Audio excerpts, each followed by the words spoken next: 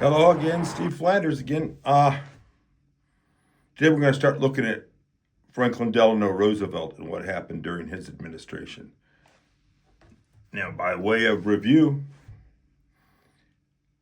started off with the press getting control because of the telegraph and the rich getting control of the press. Then all of a sudden corporate personhood was sprung on the nation, and unbeknownst to us, monopolies started taking control. That set up a real negative synergy in our society where people began to lose confidence in local and state governments, okay? And so you had the press still being controlled, corporate personhood in place. You got into the whole progressive era where the federal government started accumulating more and more powers to itself, most of the time constitutionally. But then we started having this professional class taking the real powers of government and ruling over us. Okay, they're leaving the progressive era behind, and the death of Woodrow Wilson and Warren Harding, Calvin Coolidge's presidency, into Herbert Hoover. And in 1929, there was a big crash. The whole system of federal regulation and state regulation started breaking down, and we were launched into the Great Depression. That brings us to the time of Franklin Delano Roosevelt.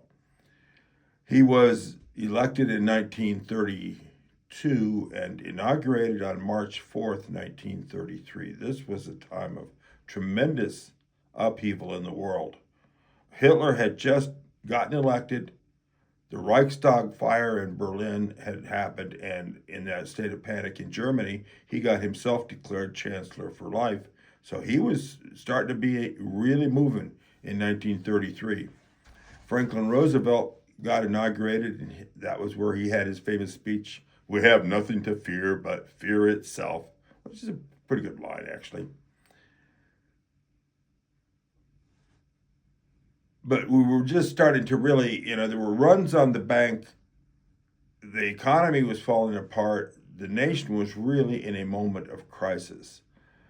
On rather March 8th of that year, and it got publicized on March 9th, there was an emergency proclamation Franklin Roosevelt asked for and received from Congress. It took 24 hours for the proposal to be proposed in Congress, and both houses of Congress unanimously passed it to grant him emergency powers. There was an emergency proclamation issued in all the papers, March 9th, 1933, giving him the powers equivalent to those of waging war. And that is what was really the basis of the New Deal. That's why he could get so much done in the first 100 days. The whole alphabet soup thing, seizing the gold, taking the country off the gold standard, all kinds of things that Franklin Roosevelt did at that time that are largely forgotten to history, but were very questionable, okay? And as it rolled along, some of it was almost immediately questioned, especially the National Recovery Act, because it inserted the federal government into areas of the economy they'd never been in before. The Schlechter decision made its way to the court, and in May 27th of 1935, the Supreme Court ruled that the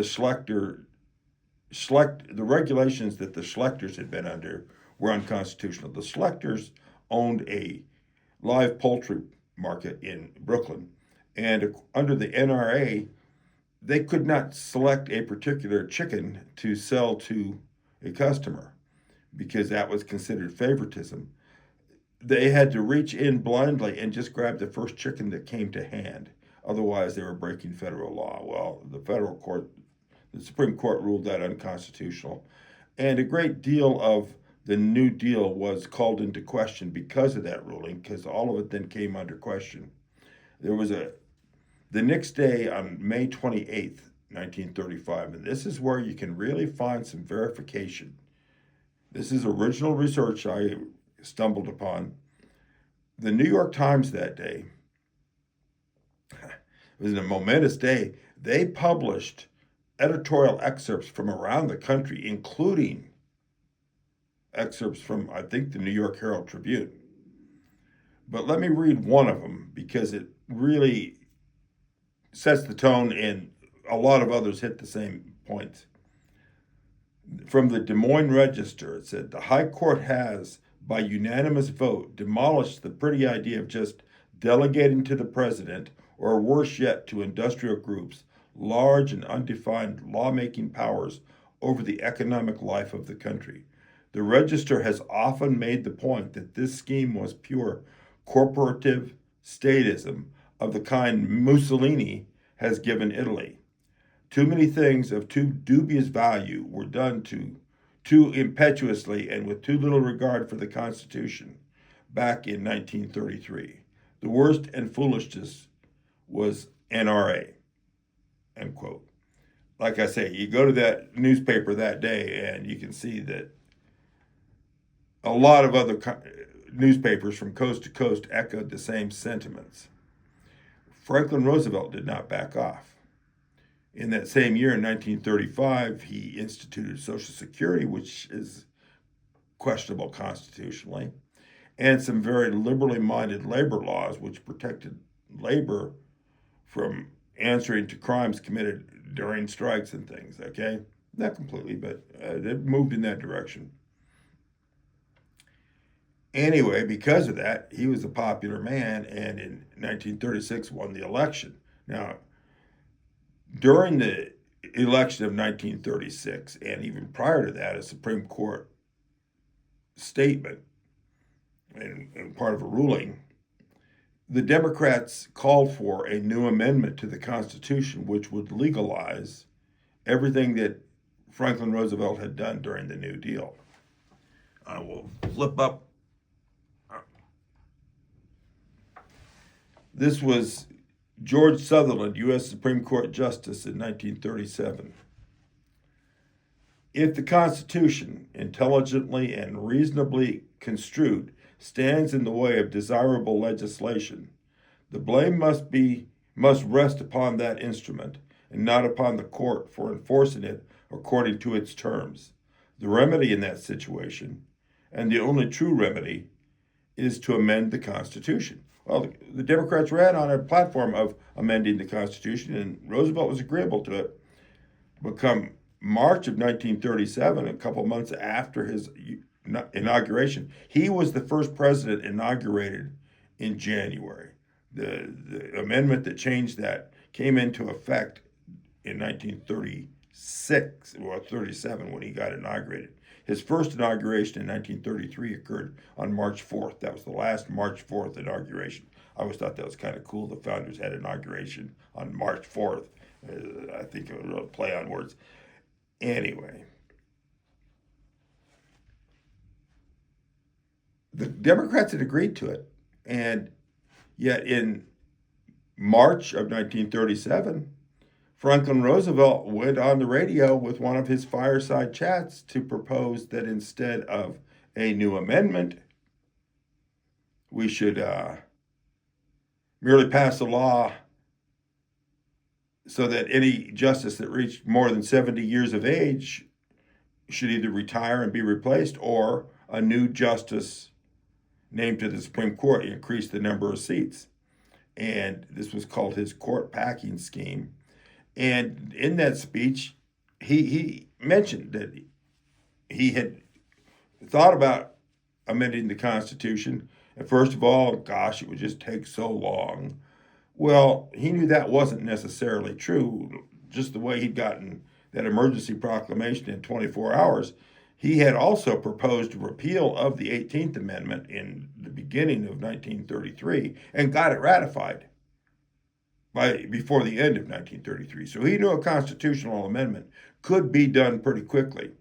And he also bemoaned the idea, well, nobody knows what exactly to write, and, whatever they put in, some Supreme Court justice might misconstrue it. And so it doesn't come down to what's actually written in the law. It comes to who's on the court. And, he wanted to name people to the court that understood modern economics and weren't going to be constrained by a horse and buggy type of constitutional thinking.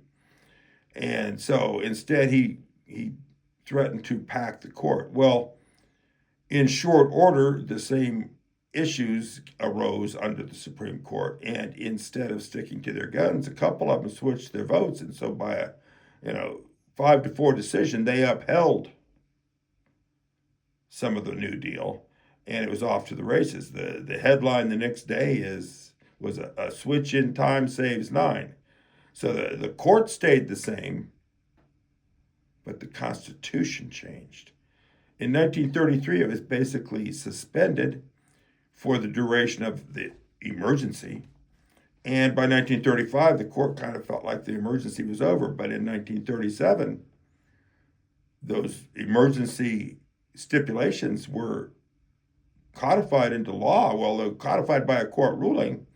And suddenly, we had before that been a constitutionally limited republic. The 10th Amendment was especially the important amendment that limits what the federal government can do.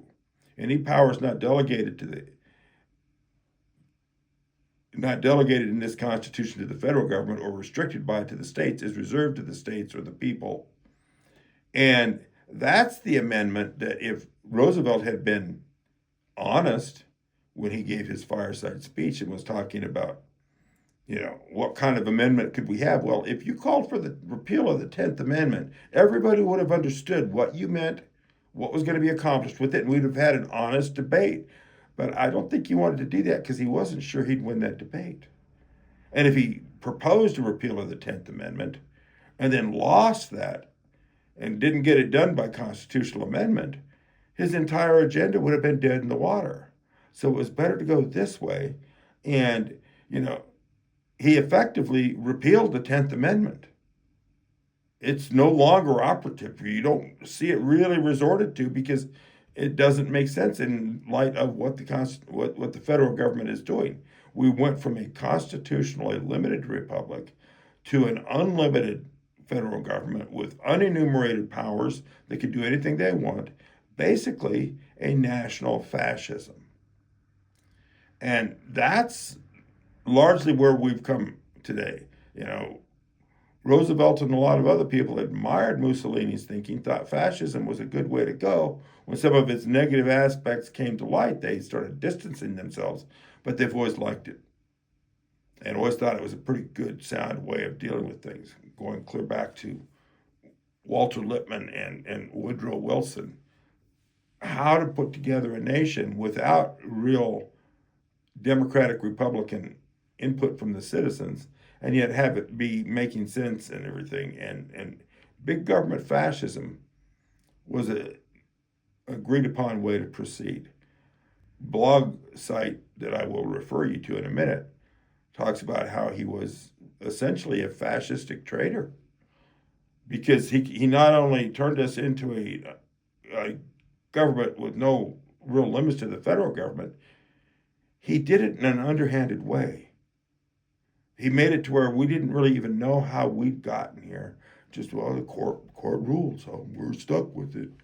And we've certainly had further encroachments of the federal government into all other aspects of our lives since then, all of which was set in motion by FDR in the 1930s. Thank you once again. Be sure and, share this and subscribe or whatever is available. And I'll finish with another review. Thank you. Once again, the blog site is lifeinafascistcountry.blogspot.com. The one post that covers all of this, it's linked to other posts, some of which I'm linking now, is How and Why to Save America.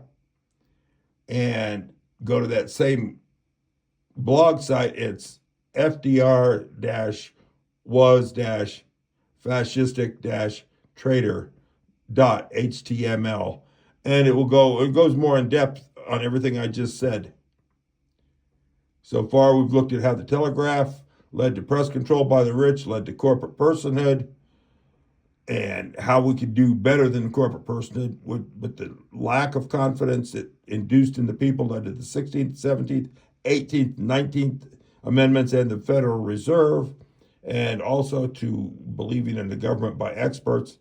And we've just hit on Franklin Roosevelt and how he ran a fascist coup. Next time, I'm going to go into a definition of fascism, and then we'll look more closely at the moral and cultural effects of both Social Security and socialism. Then it's 1947 and the First Amendment was twisted, loss of local community self-government, loss of the blessings of liberty, reform refound, and the open media. Thank you very much.